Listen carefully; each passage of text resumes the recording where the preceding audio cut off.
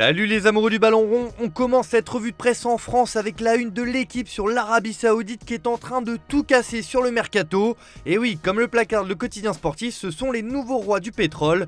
Le pays du Golfe va être sans aucun doute un acteur majeur de cette fenêtre estivale. Mais ce qui nous intéresse sur la une du journal, c'est le résultat de l'équipe de France Espoir à l'Euro U21. Et les Bleuets ont réalisé un sans faute comme le résume le média avec leur victoire 4-1 contre la Suisse. Le sans faute des Bleuets, troisième victoire en 3 matchs pour les Espoirs qui joueront l'Ukraine en quart. Toujours en France, un mot sur l'Olympique Lyonnais qui a été retoqué par la DNCG hier, comme l'indique le Progrès dans ses pages intérieures.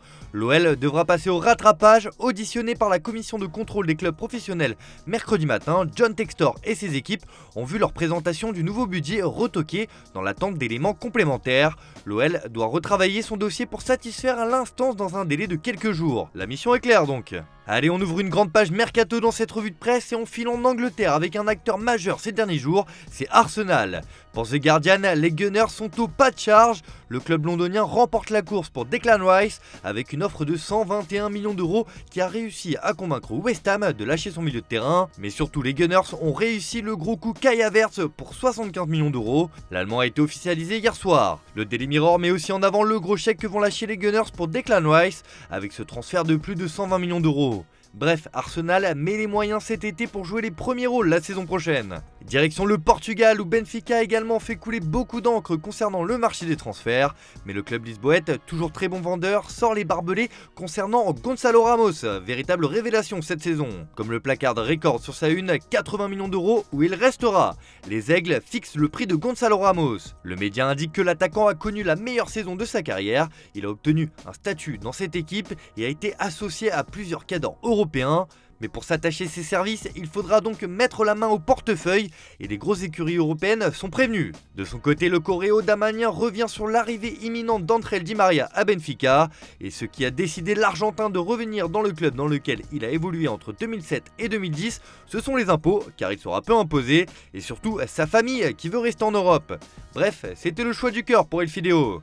Direction l'Espagne les amis, où si Jude Bellingham fait la une du journal AS car l'anglais est attendu par la presse madrilène, le journal évoque les pistes low cost du FC Barcelone pour son mercato. Et comme le relaie le quotidien, le club catalan est en galère, notamment sur la recherche d'un numéro 6 de qualité pour remplacer Sergio Busquets. Parejo Dinon et Oriol Romeu est choisi. Le pivot de Gérone et Fresneda au poste de latéral droit, ce sont les pistes low cost du Barça, résume le journal. Les Sportiu revient également sur ces pistes et indique que les difficultés du Barça à obtenir l'arrivée de Brozovic et Parejo font de l'alternative de signer Oriol Romeu une option de plus en plus réelle.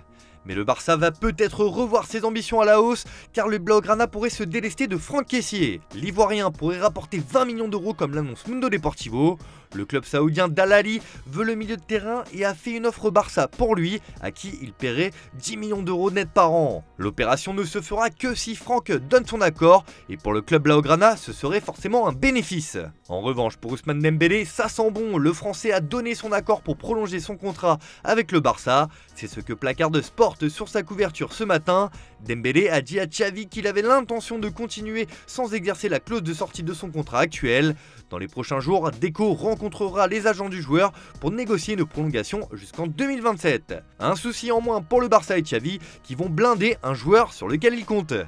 En Allemagne, un homme est attendu comme le Messi au Bayern Munich, c'est Harry Kane. Le club bavarois fait les pieds et des mains pour recruter l'international anglais, mais Tottenham se montre intraitable et a déjà refusé une offre de 70 millions d'euros. De quoi remettre en cause une arrivée cet été, c'est ce que se demande Bild sur sa une ce matin. Kane ne viendra qu'en 2024. Eh bien c'est possible car en 2024, il sera libre de tout contrat. En tout cas, le Daily Express indique de son côté que le Bayern ne lâche pas l'affaire et compte bien s'offrir le capitaine des Three Lions. Pour la Benzeintung de Munich, on est très confiant et pour eux, aucun doute, Kane est le nouveau Lewandowski, un profil de numéro 9 tueur qui a énormément manqué au Bayern cette saison.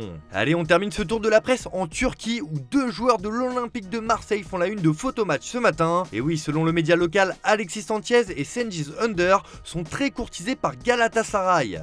Le club travaille d'arrache-pied pour ajouter les stars marseillaises Alexis Sanchez et Cengiz Under à leur effectif, rapporte le média sportif. Alors que Sanchez sera libre de tout contrat dans 48 heures et qu'il n'a toujours pas prolongé avec l'OM, Galatasaray ferait un énorme coup gratuitement et lui offrirait un salaire conséquent. Mais le club stambouliote veut rapatrier la star locale Under, dont le prix est estimé entre 20 et 25 millions d'euros, mais son avenir dépendra du nouvel entraîneur Marcelino, comme le précise le journal. En plus, la Gazzetta dello Sport nous apprend que Nicolo Zaniolo n'est pas assuré de rester à Galatasaray, car la Juventus aimerait relancer le milieu offensif.